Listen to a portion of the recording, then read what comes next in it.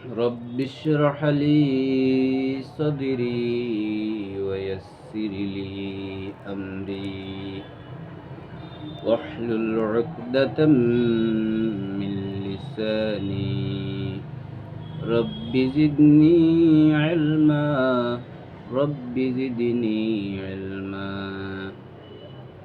رب إني أعوذ بك أن أسألك ما ليس لي به علم وإلا تغفر لي وترحمني أكن من الخاسرين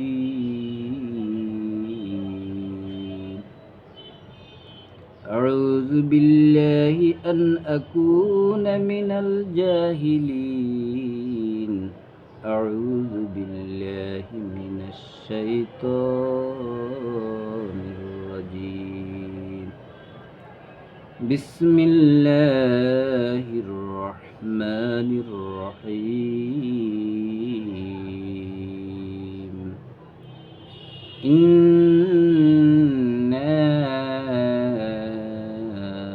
أعطيناك الكوثر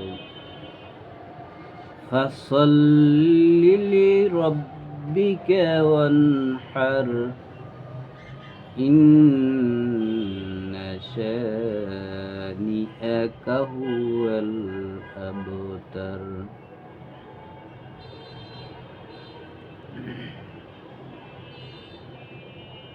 108 নম্বর সূরা কোরআনের সর্বশেষ পারা সূরা আল কাউসার, যেটা মক্কায় অবতীর্ণ। 3 আয়াত বিশিষ্ট একটি সূরা। আরবের লোকেরা যখন নবীজিকে বিভিন্নভাবে নবীজির মন ভেঙে দিত, কটাক্ষ করত, বিদ্রূপ ঠাট্টা, এমন কোনো কিছু বাকি ছিল না যা তারা রাসূলের সাথে ব্যবহার করে নাই। মাঝে মাঝে রাসূল মনক্ষুণ্ণ হয়ে পড়তেন। এমন এক অবস্থায় আল্লাহ 3খানা আয়াত দিয়ে নবীজিকে সুসংবাদ দান করলেন।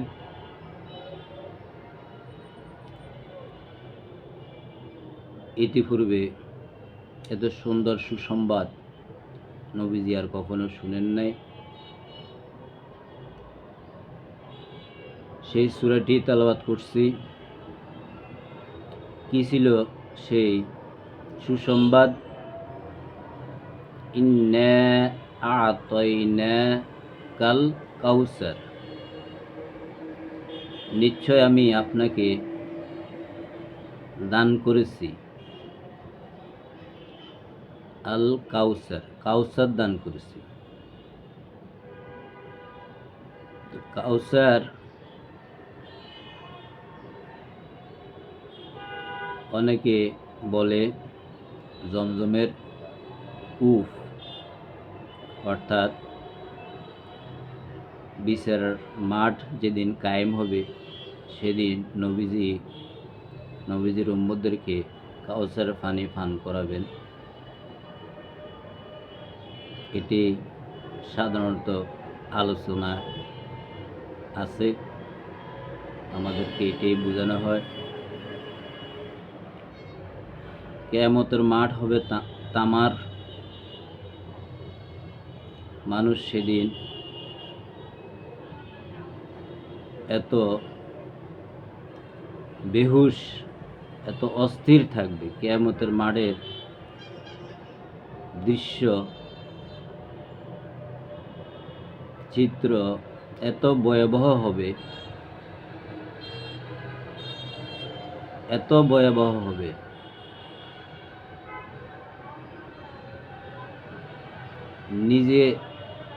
নিজের প্রতি তাকানোরও কোনো সময় থাকবে না। পিপাসা তো থাক দূরের কথা, খাওয়া তো থাক দূরের কথা, পানির কথা মনে উঠবে তো থাক দূরের কথা। ইয়া নাফসি কিভাবে নিজে নিস্তার পাবে কিয়ামতের কঠিন শাস্তি থেকে? এসব দৃশ্য যখন মানুষ স্বচক্ষে সেখানে দেখবে, তখন মানুষের ওই কিয়ামতের মাঠের যে সিচুয়েশন থাকবে, এই পরিবেশে পানি চাওয়া কতটুক যুক্তিযুক্ত সেটা সবার বিবেচনাতে রেখে দিলাম। তাহলে কাউসার দিয়ে আল্লাহ এখানে কি বুঝাতে চাইছিলেন নবীকে?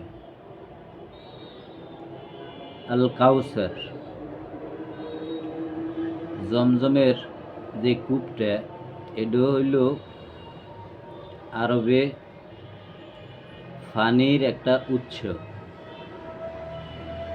তেলের খনির মধ্যে তেলের যেরকম একটা উৎস আছে, গ্যাসের যেরকম উৎস থাকে, স্বর্ণের যেরকম উৎস থাকে, আরও বিভিন্ন গুপ্ত সম্পদের যেরকম উৎস থাকে, জমজমের কূপও এরকম একটা পানির উৎস। সেখানে কোনো পানি জমা নাই। আপনি সেই জমজমের কূপের নিচে যত গভীরে যাবেন, জমা কোনো পানি পাইবেন না। পানি যখন আপনি টান দিবেন, এখন তো মেশিন দিয়ে জমজমের পানি তোলা হয়, তো এখন যত তোলা হয় ততই পানি কি আসে, যতই তোলা হয়, যতই উত্তোলন করা হয়, পানি কোনো কমতি নেই, আসতেই থাকে। যতদিন এই জমজমের কূপের এই ব্যবস্থা থাকবে, যত পানি উত্তোলন করুক, পানি শেষ হবে না। এটা এমন একটা উৎস, এখান থেকে যতই পানি টানা হবে, পানি কোনোদিনও শেষ হবে না। ঠিক এই জমজমের পানির যে উৎস, পানির যে স্রোত, এরকম একটা উৎস, জ্ঞানের ভাণ্ডার, জ্ঞানের পেয়ালা আমি আপনাকে দান করেছি। সেটা হচ্ছে এ পুরো 30 পারা কোরআন, ওহী। এই কোরআন এমন একটা কিতাব, এমন একটা উৎস, এই কোরআন যতই গবেষণা করবেন, যতই রিসার্চ করবেন, যতই বুঝতে চাইবেন, কোনো দিন শেষ হবে না। সূরা কাহাফের 18 নম্বর সূরা কাহাফের 108 নম্বর আয়াত আল্লাহ বলছেন, কুল লাউ কানাল বাহরু মিদাদাল লিকালিমাতি রাব্বি,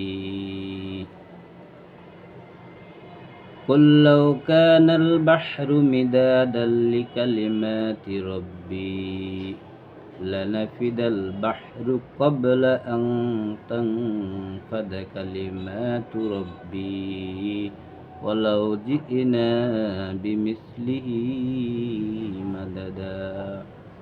হে রাসূল, আপনি বলেন, যদি সমুদ্রের পানিগুলি কালি হয়, লিকালিমাতু রব্বি, আমার প্রতিপালকের কথা যদি লেখা শুরু করে,